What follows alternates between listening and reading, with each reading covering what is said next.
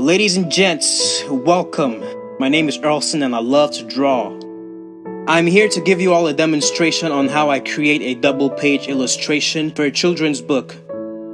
My emphasis in this video is on the line work. The painting process will not be included. Reason being that I already have a lot of other videos that showcase my painting process. So without further ado, let's do this.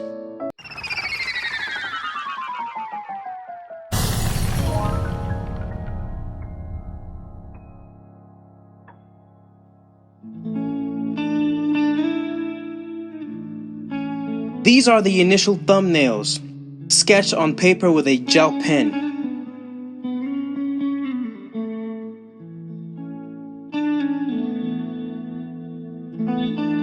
I later composited different aspects from each thumbnail and did a quick color sketch underneath the line work. Once I was satisfied with the colors, I reduced the opacity of the entire sketch and started working on a more detailed line drawing. And before I continue with the video, I just want to say that this illustration was commissioned for a children's book called Helena and the Missing Papaya, written by Christelle Kamga Pride. You can find the book on Amazon. You can also find more info about the author on her website, linked down below. I also want to say that I had a lot of fun working on this project. It was a lot of hard work and we had very tight deadlines, but I still had a blast working on it. Okay, back to the video. As you can see, I looked up reference images as I drew. I would definitely recommend gathering all your reference images before tackling any illustration, but sometimes I just get lazy, okay? Yeah. Seriously though, I can actually afford to do this because I'm dealing with a very familiar subject matter and my work is stylized enough for me not to have to rely too heavily on the reference images. And keep in mind that I actually did gather reference before embarking on this journey, but the reference just wasn't enough. With the figures, I am relying heavily on my existing knowledge of anatomy, posing, and drapery. This is where all my figure drawing and gesture drawing days finally pay off. I recommend daily figure drawing and gesture drawing for any aspiring artists out there. I can testify to this because my drawings feel a lot more fluid and effortless when I'm actively practicing my gesture drawings especially. Keep in mind once again that my work is fairly stylized, so I can get away without having to rely too heavily on reference images when working on the figures. And I really want to give you some backstory for this image, but I'd say just buy the book and read it for yourself, you know? I'm gonna read the description on Amazon to give you a better idea about the book. Helena is a young girl from Cameroon and she realizes one day that the papayas from her father's favorite tree are disappearing. Then the biggest, best, ripest one, which she promises to protect, also disappears. The mystery sends her on an adventure to locate the missing fruit. This bilingual book in English and French is written by a native Cameroonian and illustrated from cover to cover with vivid, authentic full-page color artwork by 4 up-and-coming native Cameroonian artists, producing a beautiful window into the life of a girl and her friends in real places in Africa.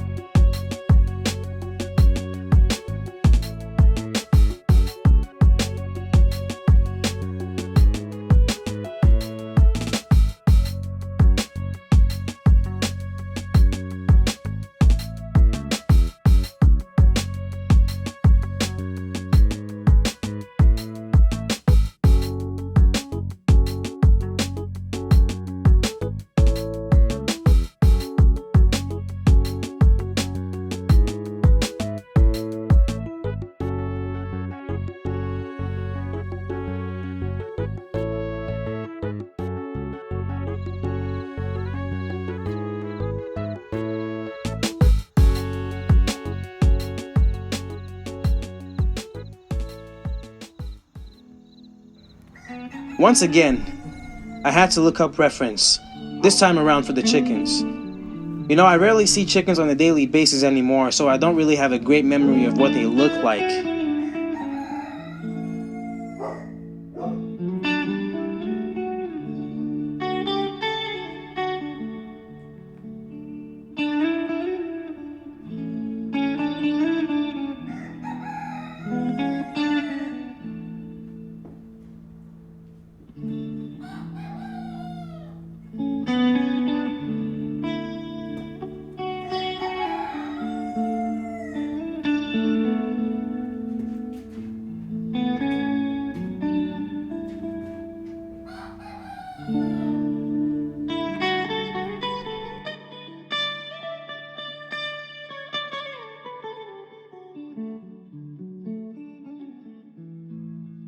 This board that I am currently working on ended up getting scrapped and replaced with a much younger version according to the feedback I received from the author.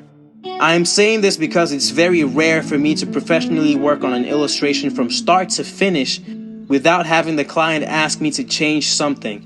Very rare.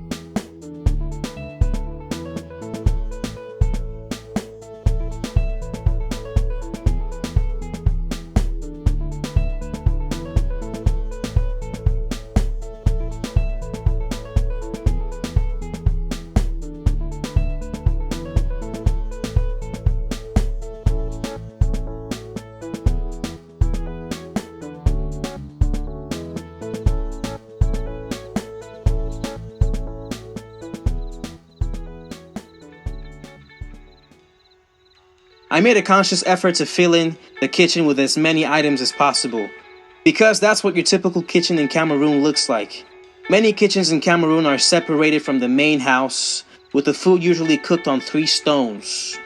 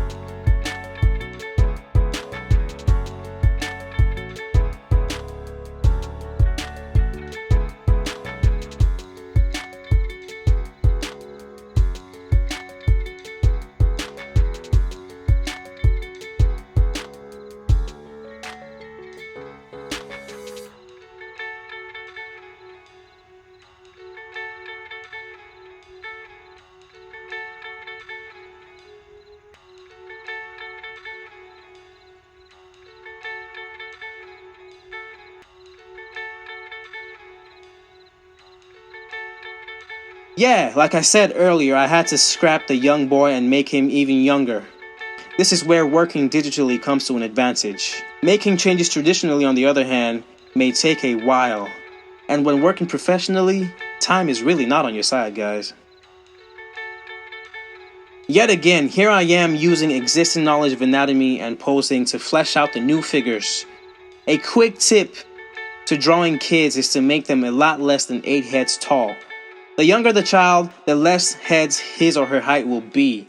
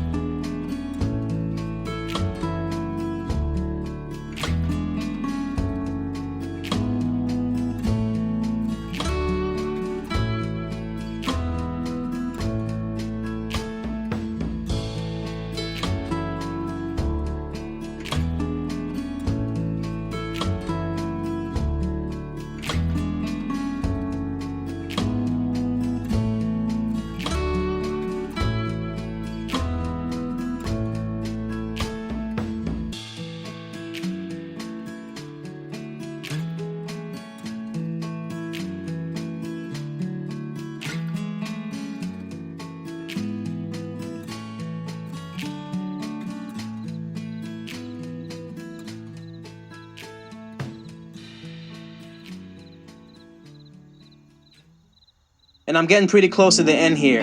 At this point, I tried to saturate the kitchen with a lot of items. My goal was to have these items tell the reader a mini story within the existing story. For example, you probably already assumed that the people in the story must really love roasted corn because you can see some of it being roasted by the fireside. And that's just one mini story of many. These have absolutely nothing to do with the main story.